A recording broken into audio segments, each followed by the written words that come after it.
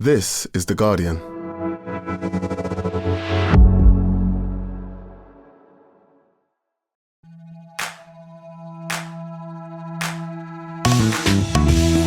Hello, I'm Faye Carruthers and welcome to The Guardian Women's Football Weekly. We come to you from Dublin in Ireland today ahead of the Lionesses' second Euro 2025 qualifier against the Republic. With news, Leah Williamson retains the England captaincy and will start at the Aviva Stadium. We'll look back at all the opening games of the Euro 2025 qualifiers with teams back in action on Tuesday night. And we'll look at the state of play in a number of the domestic leagues around Europe. Some competitive, some not. We'll discuss all that, plus we'll take your questions, and that's today's Guardian Women's Football Weekly.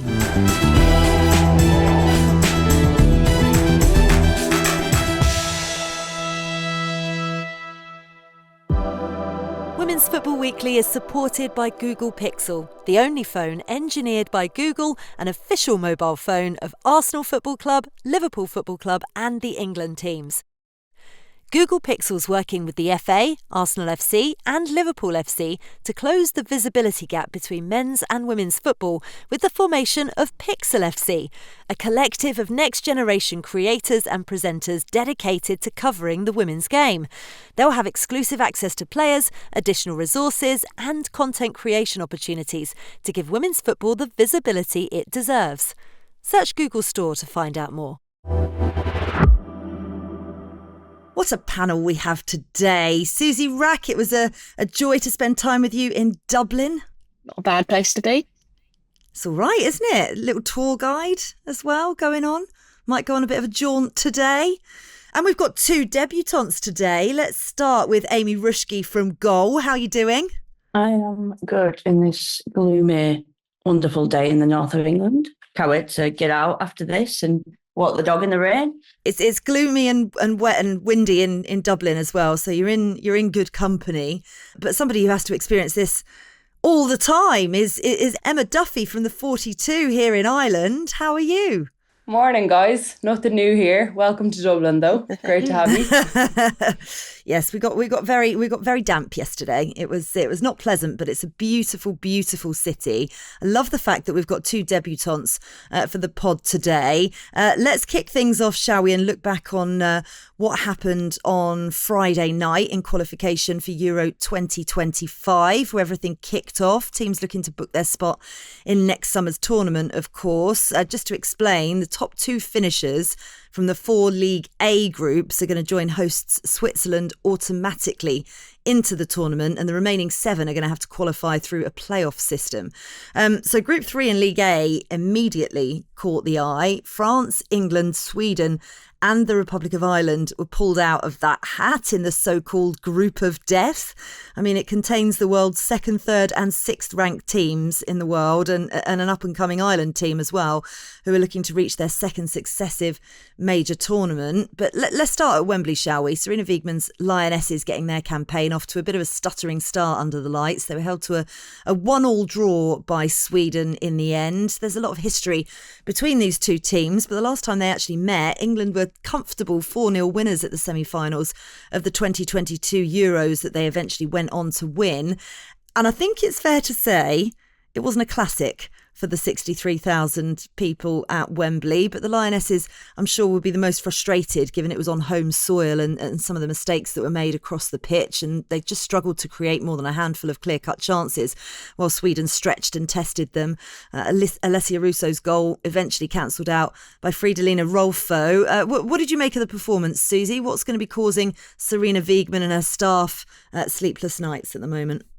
It's an interesting one, isn't it? Because I don't think England were awful. I just think Sweden were very, very good. Defensively, well organised, had a plan for sort of targeting Clara Walsh and targeting Alex Greenwood and cutting off the supply to the forward line. And it worked really, really well. In some ways, I'm sort of like unworried because I don't think England look terrible. In other ways, it sort of slightly harks back to the Nations League campaign where they missed out on the playoffs and getting a chance to take Team GB to the Olympics because there was just like a lack of bite up top in that tournament, particularly early on. So with such a competitive group, there's not really any room for like a lead in or, a little stumble here and there. So they sort of need to find their shooting boots fast. And I'm not totally convinced that is necessarily going to happen, which is slightly concerning. Yeah. Wiegman called Sweden's equaliser completely unnecessary as England's defence switched off and Lucy Bronze allowed Rolfo to surge in unmarked at the back post, heading home Rosa Kafahi's cross. The Lionesses have managed just 2 clean sheets in the last 12 games, which is a worry in itself, Amy. Yeah, I think it's somewhat understandable when you consider Millie Bright's been out for quite a while and was in and out before that. Lee Williamson's obviously not played for England for a year. And I think we've done to death the lack of sort of full-back, at left-back at least. And then you look at Lucy Bronze on the right and she's not really got much competition for that place, you'd say. So I think there are quite a few sort of individual problems across the back line.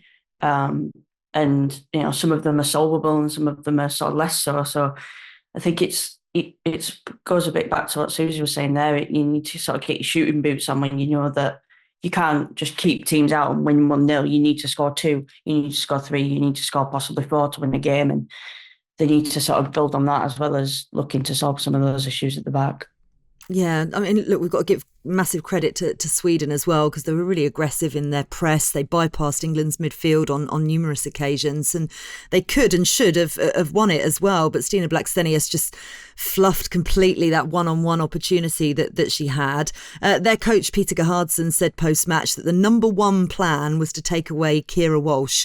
We've heard this before, haven't we? And Emery arguably got his game plan spot on. What was so effective about their strategy?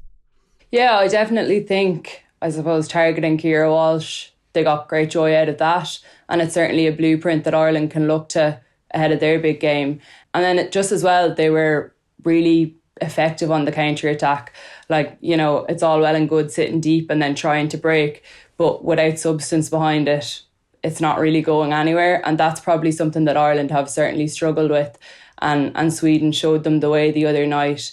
They have some really big hitters. You mentioned Blackstenius, Rolfo, those type of players who are generally clinical. Obviously, that was a pretty disappointing miss from Blackstenius and a real let-off for England because they tore them apart in that instance. And it wasn't just there and then. There were other examples too.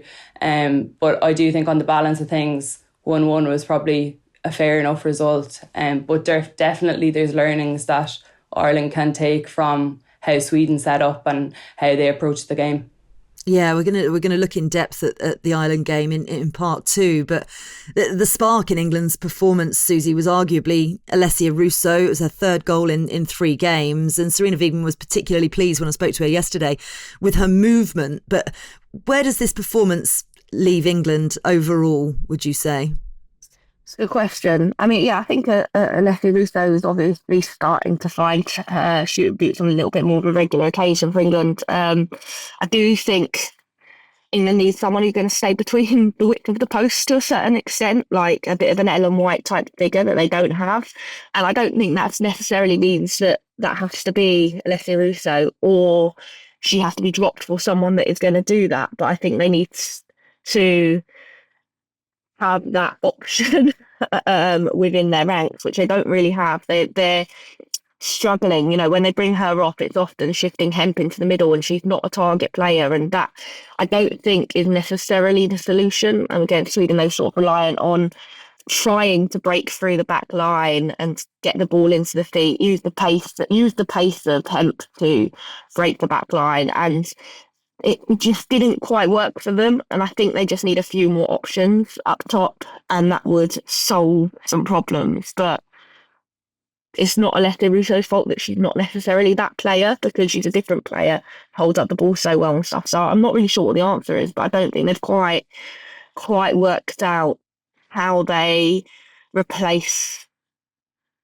even now a year on, someone like Ellen White, who is, an out-and-out goal scorer, will stick between the width of the post and, will break records in the process. It was really interesting, actually, because I posed this question to Sarina Wiegman yesterday and she got a bit defensive about it and protected her players and said, actually, she's really pleased with what the front line are doing, and she's pleased with the work that Alessia Russo has been doing additionally. So maybe it's just us that have to adapt the way we see, a target player up front, and that the game is evolving, and she's actually playing the players who are best suited to the game that they're playing now, maybe. If it starts delivering results, then maybe. Yeah, look, the whole point of this new format as well was to play the toughest opposition. So we always knew that this was going to be a really stern test, and it looks, as we expected, that this group's going to be really tight and competitive as well. Got this question from Sue, who got in touch with us on X. Really like this format for the qualifiers. 15 of 16 teams from Liga A could progress, but allows for any improving in B and C to join the party, and also results in competitive fixtures. What do you all think? Who wants to take this? Amy? I love the format. I've been a fan of the format since they announced it. I know that it was quite sort of convoluted. So when you look at it head on, when they announced it, everyone was like, how on earth does this work? But I think it's actually a lot less complicated than it looks on paper, in motion. There are some flaws to it. Obviously, the scheduling is a big sort of talking point at the moment. And with the volume of games at the Nations League and then the qualifiers present, that's going to be a sort of problem. And hopefully UEFA can sort of look at that and address it and make it less demanding on the fixture schedule.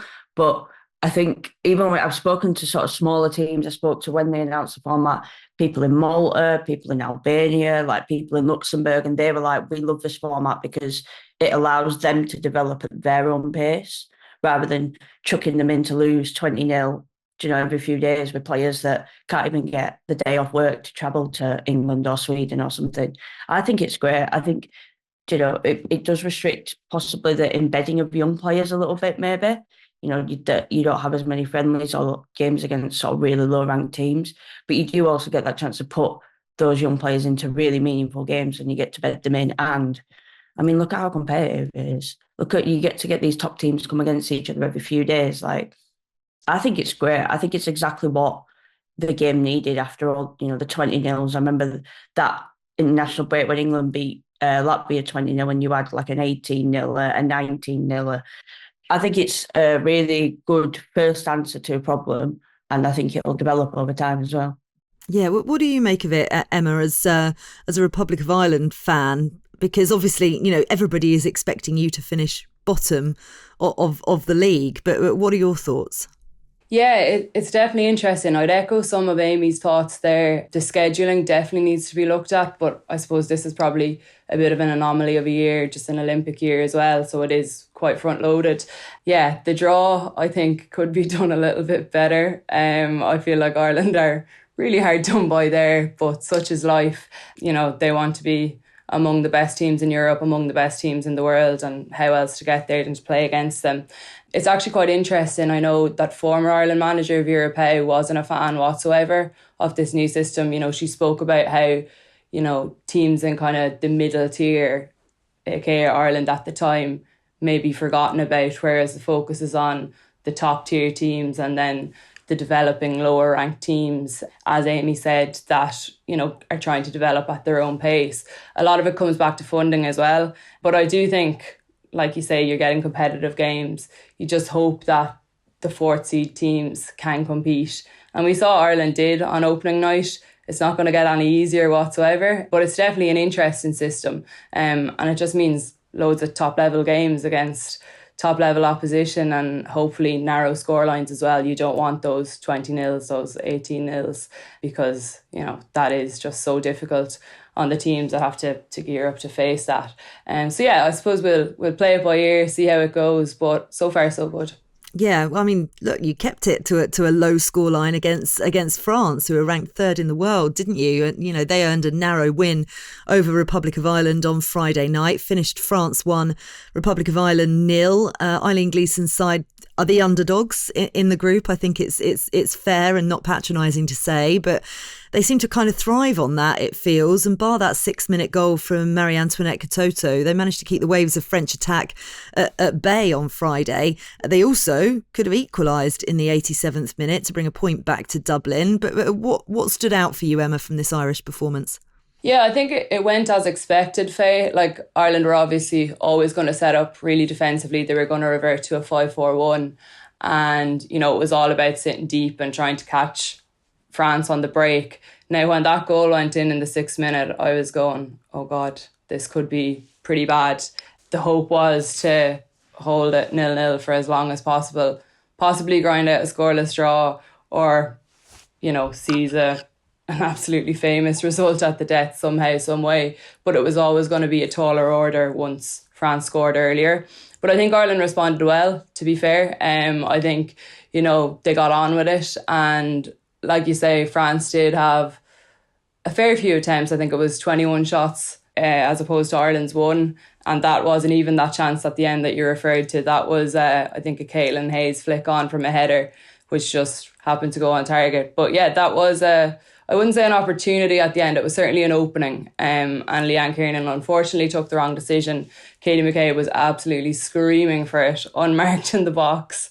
So I suppose Ireland do need to seize those chances. They're not going to come around very often if they play this way, but they do have to take them when they come. So I suppose it's a little bit of mixed emotions. There's definitely positives to take from it, because a lot of people would have expected a much bigger scoreline. But then there are little frustrating things like that as well, that these chances or opportunities don't come around too often. You have to take them, and they'll certainly have to take them now against England if and when they do arise.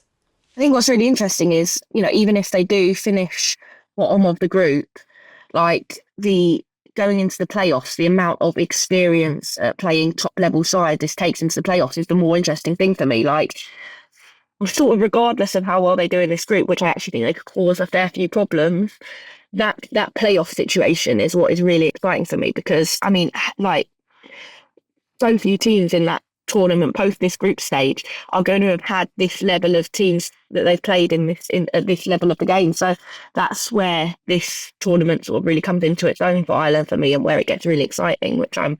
Yeah, I agree. And, you know, you mentioned the chances there as well. But Everton's Courtney Brosnan was well up for the task, wasn't she? She produced another really inspired performance in goal to keep the deficit to just one. Is she maybe one of the more underrated goalkeepers in the WSL, Amee, for you? Yeah, I think so. I think I put her in my team of the season so far at Christmas, actually. She's one of those goalkeepers that can just come up with those really, really big moments.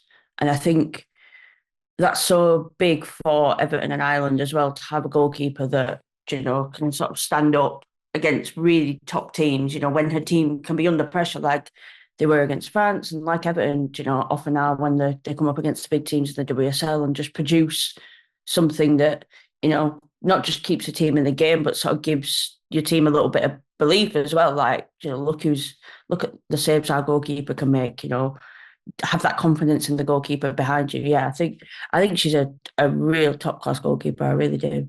Yeah, she has been incredible, hasn't she? You'll kind of remember France suffered disappointment in February. It was a really underwhelming performance in the Nations League final. They qualified as hosts for the Olympics anyway, but they kind of don't really seem to be firing on all cylinders, which they haven't done for a while. And manager Hervé Renard is constantly linked with other jobs, which is not particularly helpful either as they head into a home Olympics. What do you make of them overall, Susie?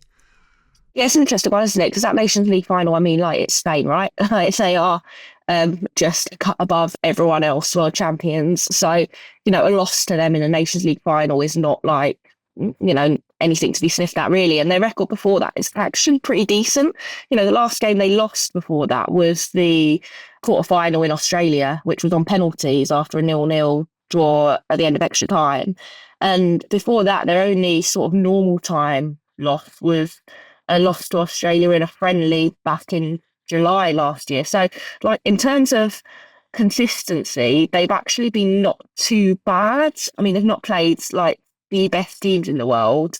Germany in the Nations League semi-final, 2-1 win, though, you know, you could say Germany are not necessarily a top team at the moment either, but like, they have got a degree of consistency there, even if they've not sort of been setting the world alight. So they're sort of perennial underachievers, right? Like, for the talent at their disposal, it never seems to quite click at the right times for them, but they are consistently getting results at the moment, bar that Nations League final. But like, I think they are a threat in this group to a greater extent than maybe some people give them credit for.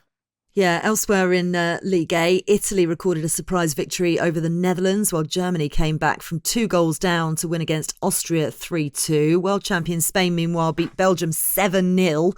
Are we all just thinking that the Euros is written for Spain? I hope it becomes more competitive than that. In League B, disappointment for Scotland and Northern Ireland, who both played out goalless draws. Wales, though, got off to a perfect start under their new manager, Rhian Wilkinson, with a 4-0 win over Croatia in Wrexham. And Jess Fishlock starred in this one with a brace and an assist that puts her now within 2 goals of Helen Ward's all-time goal-scoring record. She's 37 now, and she's going to reach her 150th cap if she plays against Kosovo on Tuesday night, but has said this is going to be her last qualification campaign. This is what Lawrence on X says. Jess Fishlock, 150 caps tomorrow. Amazing, isn't she? I mean, Susie, is there anyone that epitomises Welsh football more than her, and how much are they going to miss her when she calls time in her career? No, like, so no one does. She's so talismanic for that Wales team. She's irreplaceable. Not just like obviously footballing ability. She's like supremely talented, right? But also just personality and like, yeah, what she brings to that team in terms of like identity and as a focal point, I think is unrivaled. I mean, I suppose you could say if you compare to Kim Little at Scotland, like that level of impact, but I would say even greater. You know, you're talking about someone who has been a figurehead and has driven that team from the front for such a long time. Utterly irreplaceable. And I don't know what the team looks like without her. Like, I just can't picture Wales without Jess Fishlock. You know, they've got a lot of talent coming through, but you know, the fact that at 37 she is still the star of that team speaks to just how influential she is and how much they've got to do to bring through some of those players to sort of plug this huge gaping hole she's going to leave. It'd be great if she breaks that goal scoring record, because I mean, she deserves it. Obviously, you know, it's Helen Ward's goal scoring record, and you know, another brilliant like legend of Welsh women's football. But yeah, it would be nice to see Fishlock walk away with 150 caps plus and that goal scoring record. Yeah, it feels as if they're entering into a new era as well, because they're going to have to find a new captain, because Sophie Ingles stepping down from the captaincy after 9 years. She will continue to play, but this is what she had to say. I think it's the right time for me, for the team moving forward, that I pass on the captain's armband. It's probably made me the character that I am today, because when I first received it at the age of 23, I was a shy young girl who didn't really speak to the team. That really gave me the power to have to speak to the girls and develop those relationships. We've done that for many years now. I mean, what an innings she's had. But as I say, a bit of a revolution going on in Wales at the moment. Right, that's it for part 1. In part 2, we're going to look ahead to the huge game in Dublin between Republic of Ireland and England. And we're going to take a look at the state of play in some of the European leagues ahead of the home stretch.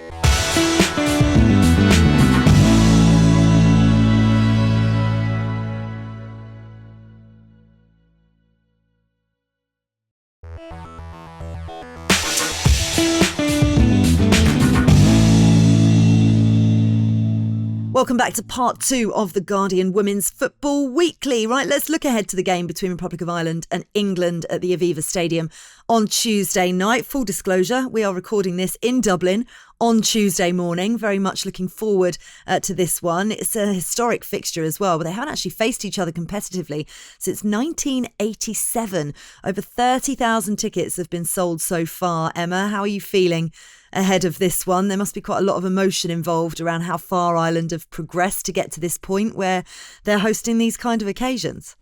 Yeah, absolutely. It's been incredible covering this team the last few years in particular. I suppose the World Cup last summer was obviously so special, and qualification for that, and that night in Hampden Park when Amber Barrett scored the goal that sent us to our first ever major tournament. But now to be playing regularly in the Aviva Stadium and to be getting massive crowds, like you say, over 30,000, it's incredible to see. It really is. Massive occasion, But just another game, as Katie McCabe and Eileen Gleeson are saying, it's just another step along the journey. They're really trying to downplay this, but there's no hiding from the fact that England are obviously European champions, World Cup finalists, second in the world. Ireland are 26th in the world. There's obviously a huge difference between the teams, but Ireland have certainly been punching above their weight in the last while, and they'll hope to continue to do so on their journey as they keep developing, hopefully into one of the top nations. No one falls for the mind games anymore. I don't know why footballers and managers try and do that in this day and age. None of us are getting it. Listen, Amee, we know that Ireland are going to set up pretty strong defensively, most likely with 5 at the back. But I mean, England's lack of creativity against Sweden might have been a bit of a warning sign. What are they going to need to improve on to break this Ireland team down? Yeah, I think that's sort of the main thing I was thinking about going in this game as well. I think they've sort of lacked that spark in the sort of number 10 role for quite a while now. If you think about the Nations League performances, Frank Kirby was pretty good in that 6-0 over Scotland. But other than that, I don't think anybody who played in that attacking midfield role really lit up a game. So I think that's a real challenge. And I mean, Sarina Wiegman's got 4, maybe 5 options to play there. So maybe choosing the right one to suit this game and to suit the players around her is quite an important sort of selection in that team. I was quite surprised on Friday to see Lauren Hemp and Lauren James start on the wings that they did. It's not often that you see Lauren Hemp spend much time on the right, really. It forces her to sort of cut inside onto her left to shoot, where her strength is probably running to the byline and getting a cross in. And you saw it was literally, 2 minutes after they swapped, that Lauren James, was in a little dribble and puts the ball in that Alessia Russo heads home. So I think it's just those little fine details of just getting the team selection right, getting the combinations right in attack, because it's going to be really difficult. We saw Ireland at the World Cup last year. They put up a real fight and they were a real tough test, but everybody in a really tough group. It's not just that they were great on Friday, they've been great for a while. So yeah, England are going to have their work cut out, definitely, I think. They're going to have to be improved defensively as well themselves. But Leah Williamson joining Sarina Wiegman in the press conference yesterday kind of, alludes, well, it doesn't allude, Sarina Wiegman confirmed it. Leah is starting, which is brilliant. And she's starting as captain as well, which she told me yesterday she felt was a real show of faith from Sarina Wiegman. She was really delighted with after having a year out. But how important for the Lionesses is it going to be to have her back, and what's she going to add to the game?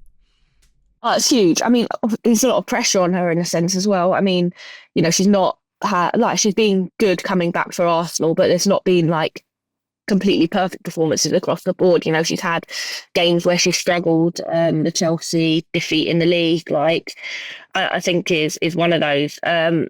So, it's not a given that she's going to come in with the exact same ability and vision we sort of see from her, time in, time out before her injury for England. So it's going to be interesting to see exactly what that looks like. But having her and, you presume, Alex Greenwood playing at centre-back is just such a solid pairing. Alex Greenwood, arguably the most informed English centre-back at the moment, and then Leah's got that vision bringing the ball out from the back that is irreplaceable, really. I feel quite sorry for Lotte Wubben-Moy, who has been exceptional for Arsenal so far this season, finally gets her chance at England, and then Leah is sort of back coming into fitness. It's the timing of that is not amazing for her.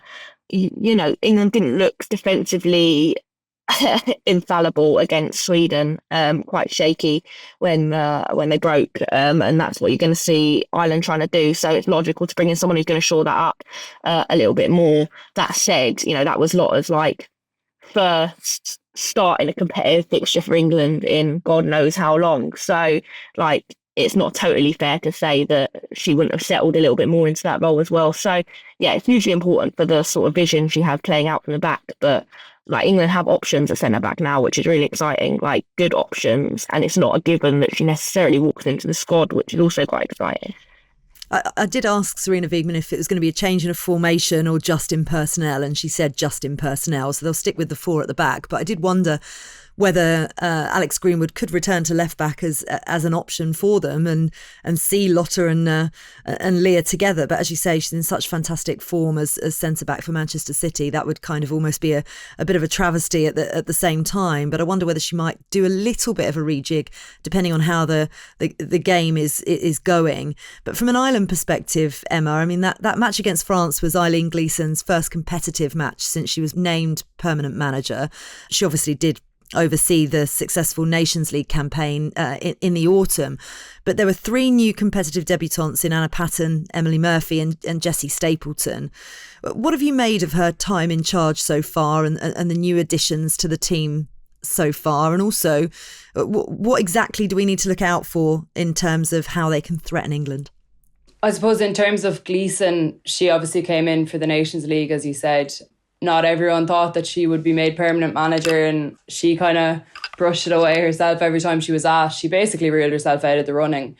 So to some, it was a big surprise when she was named permanent manager before Christmas, but then picked up where she left off. Obviously, a 100% record through the Nations League, 2 friendlies in February, a 0-0 draw with Italy, and then a 2-0 defeat to Wales, which was disappointing. Like, Ireland weren't great that night. They did change formation. They tried to play 4 at the back. One of Gleeson's big mantras is adaptability and being able to adapt to games and change things. So Ireland have played 5 at the back for so long, as everyone knows, or the 3 with the 2 wing backs, so 3 or 5. They played the 4 against Italy, did quite well, but then it all kind of fell asunder against Wales and they've reverted to their 5. But as you say, she's blooded new players. Caitlin Hayes has been a huge addition. She came straight into the team and hasn't left it since. Has really, really impressed the centre half. Same as Anna Patton the other night. That was a surprise to me, I'm not going to lie. I didn't realise that was going on in the background. But obviously from watching her in the WSL and seeing her against France the other night, looks a really good addition as well. And, so composed on the ball, can offer those, I suppose, that passing from deep, means of breaking the lines as well. So she's another big recruit. And then, as you say, Jessie Stapleton. Jessie is one of the brightest young talents in Irish football, really versatile player, can play centre half, midfield, can nearly put her anywhere. But Stapleton actually was in training with Ireland in a home-based training session at the age of 13. So her star has been marked from that young age, and she has carried that weight of expectation exceptionally, and I think she's going to be a huge player for Ireland going forward. But yeah, definitely there's been a focus on, I suppose, building more depth in the squad, that's for sure. Like, even when you look at the comparisons between the England squad and the Ireland squad, all but 3 of England's players I think play in the WSL, and that's Lucy Bronze and Ciara Walsh at Barcelona and Georgia Stanway at Bayern Munich. And then you look at the Ireland squad, the vast majority play in the Championship. And then it's other leagues around Europe, the US, Ireland, and then the WSL. So that's definitely a gulf, and that has been flagged, and it's, I suppose, being worked on. And the thing just with the Irish League as well, just as an aside, I suppose there's lots of young talent in the Irish League, but it's just not at the level of England just yet. But you'd hope that will, the work that's going on there at grassroots level will pay dividends down the line. And then your other question, Faye, was just about how you think Ireland could get at England, correct? Yeah, exactly. Basically, I think, their best bet is on the counter again. That's no secret. I was quite disappointed the other night that they didn't seem to have a plan. And look, it's easier said than done. Like, you're playing against immensely high pressure in France and in England and in Sweden, and you only have a second on the ball. Like, they're straight on you. So it's easier said than done. But I do think they need to show a little bit more going forward. They do need to be a little bit braver. Like, yes, they're going to sit deep, but they really do need to take those openings if they do arise. And, like Ciara Carruthers up top was chasing shadows the other night, but she's more so a hold-up player. So when she gets the ball, it needs to stick and they need to go from her. There's no point trying to play her in behind. Like, if you want, it's a different type of player you need if that's the plan. So I think in terms of team selection, it'll be similar, but I wouldn't be surprised to see a few changes. Wouldn't be surprised to see Katie McCabe back at left wing back, the likes of Izzy Atkinson maybe coming in, and I think the midfield will be freshened up I could see Risha Littlejohn starting tonight, and then potentially someone else to play off Ciara Carruthers, maybe Lucy Quinn, Leanne Kiernan, someone like that.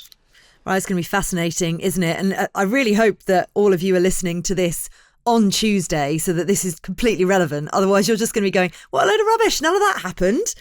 So I'm not even going to ask you for your predictions, just in case you're all listening on Wednesday. But with the final part of the season ahead, we thought we'd take a look at how things stand in some of the leagues across Europe while we're in this European qualifying stage. We actually get a little bit of time to go around and see what's going on. We'll start in Spain, where Barcelona currently lead Real Madrid by 12 points at the top of the table. It looks very much like manager Jonathan Heraldez is going to leave his time at Barca with a third Liga F title. We will, of course, be talking about Barcelona properly in the coming weeks in terms of Champions League. But once again, Real Madrid fall away, Susie. I mean, there's rumours of multiple departures on the horizon, with Colombia's Linda Caicedo linked with Lyon, Hayley Rasso on the way out as well. Why is it that they're struggling to close that gap? Yeah, I mean, it's a bit of the impossible task, isn't it? In that, like, Barcelona are a developed side with a developed youth system and a style of playing football that keeps them at the top. And are so dominant that you're basically reliant on players, top level players, coming in and accepting that they're not going to win anything and are going to be second best for like seasons and seasons and seasons, and you need to retain them in order to develop and to add to them. But you're basically you're going into Real Madrid knowing that you're going to be second, so like that's really difficult, right? Like if a player is ambitious and a big club from another league like a Lyon come in who are, you know, perennial winners, you want trophies. So that's a really difficult position to be in. You know, I think you could look at, say, league positions since Real Madrid came in as a team and say, oh, well, the gap is closing. 25 points first season, 30-point gap second season between them and Barcelona top. 10 in the third season, currently a 12-point gap. Oh, it's getting smaller. You could argue that, but that, like, I mean, yes, they're improving season on season, but they're not beating Barcelona. They've yet to beat them. So, like, it's a really, really difficult situation to be in because you're chasing the best team in Europe, possibly in the world, who are still developing, who can attract any player they want in the world. Yeah, Real Madrid's recruitment is on the basis of, you know, for a good while, you are going to be joining a team that is going to be second. So keeping hold of those players is really difficult. So I think that's the big problem is Barcelona are such a mature team developmentally, and then with this absolutely brilliant like youth structure below it as well, like it's a really established and developed team, and closing that gap on a team of that nature is like not a 1-year project, not a 5-year project. It is like a 10-year project, which, you know, players aren't necessarily going to stick around for. It feels very similar in Germany as well, Amee, to be honest. Bayern Munich enjoying an equally comfortable lead at the top of the Frauen Bundesliga, looking to lift successive titles. It was a comfortable 4-0 victory for Georgia Stanway's side, seeing Wolfsburg's title hopes fade dramatically. And it's always been a bit of a ding-dong between these two sides, but it almost feels a bit as if Wolfsburg are falling away too. What is the reason for that? What's been the key to Bayern's success this season? Yeah, I think we're kind of seeing, I mean, time will tell, but it's almost like a changing of the guard there. I know Bayern have been targeting being the number one team in Germany for a while now, and it's been about building up because Wolfsburg have had that status for such a long time. And, you know, you look at Lena Oberdorf's going to leave Wolfsburg this summer and join Bayern Munich, and I think that's quite symbolic in the way that German women's football's kind of going. I think for Bayern this season, it's been a little bit last season, like I think this is, what's that old saying, you know, defences win championships, right? And their defence has been massive. I mean, they do not concede chances, never mind goals. You know, they fewest shots against in the league, fewest goals conceded. You know, the XG against them is the smallest in the league, and they've actually got the most positive difference between the XG they've conceded and the goals they've actually conceded as well. Like they're just do not concede goals. They're so hard to beat. And then you look at the other end of the pitch, you look at some of the players in their squad, Clara Bull and Pernilla Harder and Leah Schuller and Georgia Stanway and these kind of players that will, while you're to nil, they'll go down the other end and win the game. So I think we have to mention how well they've played in those 2 games against Wolfsburg as well, because the gap to them is 7 points, and they beat Wolfsburg home and away, and that's 6 points of that gap. So to turn up in these games, we know it in the WSL how big those games between the top teams are, and Bayern have absolutely shown up in those 2 games to give themselves quite a comfortable lead to put themselves in position to win the title. Yeah, and Wolfsburg's kind of equivalents in France were always Lyon, and actually they're still continuing their domination of French football, Emma, aren't they? Hunting down their 17th Division 1 title, which is quite incredible. I mean, it would be the perfect farewell for Sonia Bombastor, wouldn't it? But as it's been reported, she's leaving for Chelsea in the summer. But I mean, at some point, someone else has got to step up, haven't they? Yeah, absolutely. And I suppose no more than at Chelsea, where Bombastor is reportedly, as you say, coming in. Speculation has certainly been shut down by Chelsea. But, it's obviously a huge job at both clubs. Like you say, 17 league titles in 18 years they're closing in on. That's just unbelievable. 3 in a row. I suppose even I was just looking back at Bombastor's record, and it's 110 games played, 94 won, 10 draw and 6 lost, which is incredible. A win rate of 85%. And then obviously you throw in that 2022 Champions League title. It hasn't been half bad. It would be the perfect send-off. They're obviously still in Champions League contention as well. And Chelsea on the other side of that draw. So it's going to be an interesting few weeks for sure. But just in terms of the season overall, their domestic season, they're looking to go unbeaten. It's 18 wins and 1 draw. They play PSG later this month. So that's obviously going to be a big one. But it's looking like it's going that way, and that Bombastor will be leaving on a high note should she be departing. We'll obviously find out more over the next few weeks, but just credit to what she has done at Lyon, both as a player and as manager.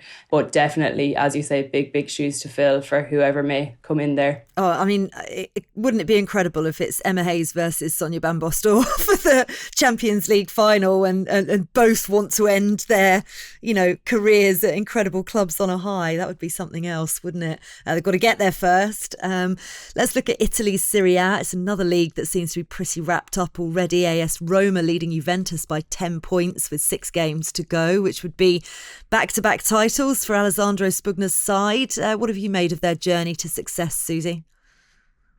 It's an interesting one, isn't it? Because chatting about Real Madrid earlier, Roma equally a team relatively in their infancy, but able to have a real impact on a league pretty quickly. And I think that speaks to the league as a whole, and the fact that it's been a little bit behind developmentally. So, an investment, a clear ideology to the way they play, really, really shrewd recruitment that fits the philosophy of the manager has enabled them to have an impact that is making them be able to retain players and to go on a charge and to have the ambition of actually winning things in a way that Real Madrid can't, for example. So that it's sort of a bit of a different scenario, because the real sort of investment in Italy has come from Juventus and Fiorentina, Juventus more recently, Fiorentina a little bit more historically, but that level has been pretty low. So coming in and making an impact and shaking things up and becoming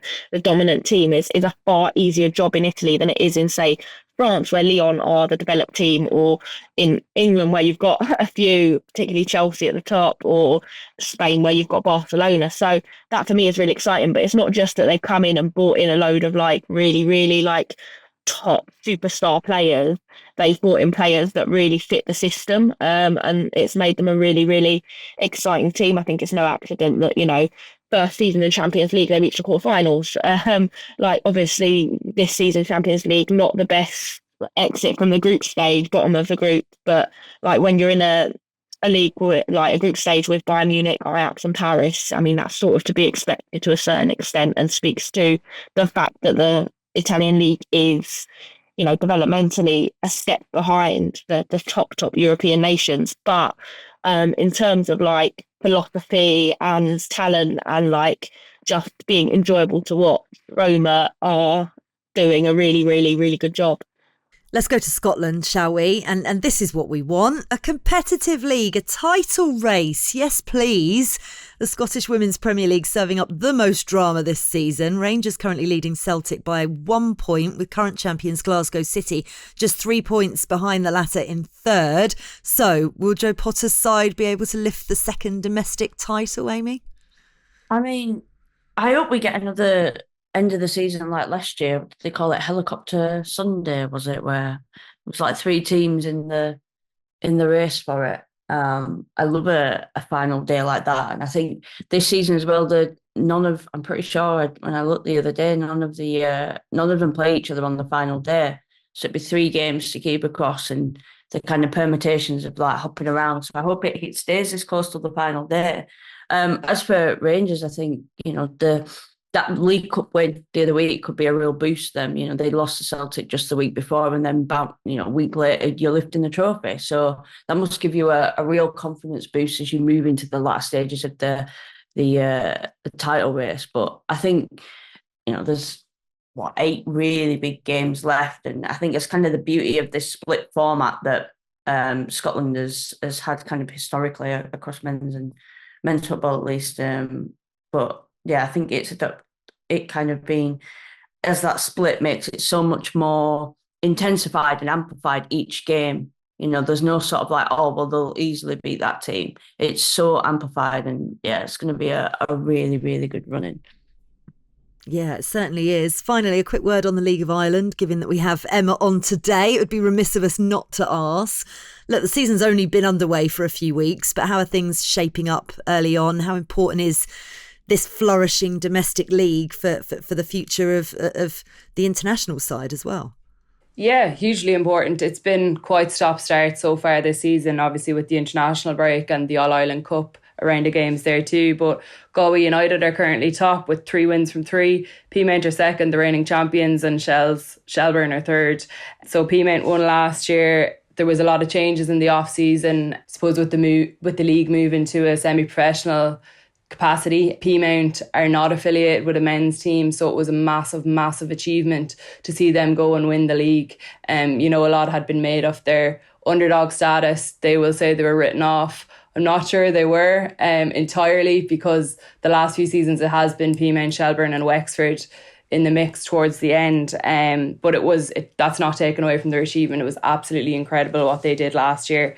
They've obviously started with a little bit of a mixed bag this year, but Galway United are looking very, very good. They've quite a good young team, a nice smattering of experience there as well, but lots of really talented young internationals, underage Irish internationals.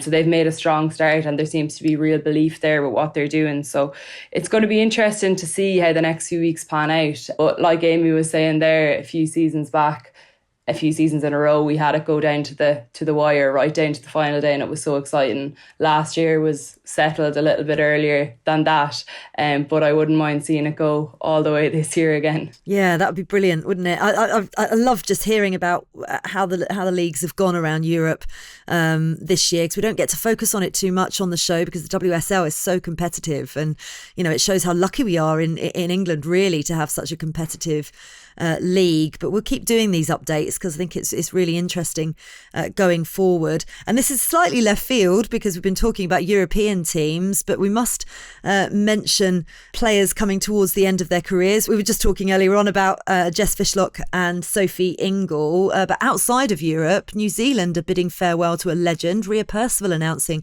that she's hanging up her international boots. She's obviously been part of the Ferns setup for the last 18 years, 166 caps that she's amassed, which is the most of any New Zealand player, male or female. She's appeared in 5 World Cups, 4 Olympic Games. I mean, I don't even know how you even begin to summarise the impact she's had on the game in her country, Amee. No, remarkable servant. I think any of us that flew to Australia to do the World Cup last summer, probably our eyes open to how demanding it must be to be a regular international of Australia or of New Zealand and to play in Europe, for her to have an 18-year career and to have spent, I think the last 12 or so years in Europe, in Germany, in Switzerland, and now in England, she's flying 24 hours to New Zealand every time she's flying to represent the country back home. And, for things like qualifiers in OFC and stuff, all the way there, all the way back for that long. I mean, it's remarkable, and to continue to deliver your best and to lead your team. She's been one of the figureheads for the progress that they've made in that time. Like, yeah, I think it's just, a remarkable achievement. And she's had some fantastic memories to take with her. I spoke to her a couple of years ago, and, she was playing in front of 50,000 at 17 in a World Cup in China. She was part of that New Zealand team that got out of the group stages in the Olympics in London in 2012, which is a massive achievement for a nation that's so small in population. And obviously she'll take that first World Cup win at a home tournament last year with her as well. So, yeah, she's had a remarkable career with some real high points to take with her. Absolutely, she has. We wish her all the very best. Right, it's been a pleasure. I wish you the very best tonight, Emma, for Republic of Ireland. Not too much, obviously, as England fan in me is desperate to get out of this group of death. But it's been lovely having you on. Take care. Thanks so much for having me. I appreciate it. Wonderful debut from you as well, Amee Ruszkai. See you soon. See you soon. Enjoy Dublin. Susie, I'm very much looking forward to our touristy afternoon. I'll see you later. See you later. Okay, keep having your say by sending in your questions via X or emailing us at womensfootballweekly@theguardian.com. And as ever, a reminder to sign up to our bi-weekly women's football newsletter. All you need to do is search Moving the Goalposts Sign Up. In Tuesday's edition, Louise Taylor looks at War Bella, a play of the incredible story of heroic female footballers during World War I. Then on Thursday, Sophie Downey's going to look at the lost World Cup of 1971, around which the latest documentary Copper 71 has been made. Looking forward to that. The Guardian Women's Football Weekly is produced by Sophie Downey and Silas Gray. Music composition was by Laura Iredale. Our executive producer is Sal Ahmad.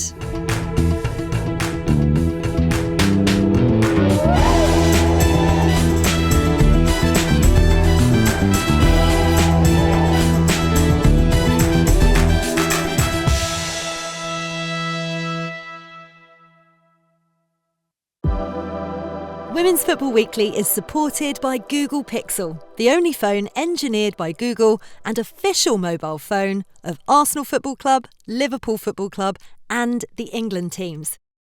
Engineered by Google, the Pixel 8 and Pixel 8 Pro are fast and secure with the most advanced Pixel cameras yet.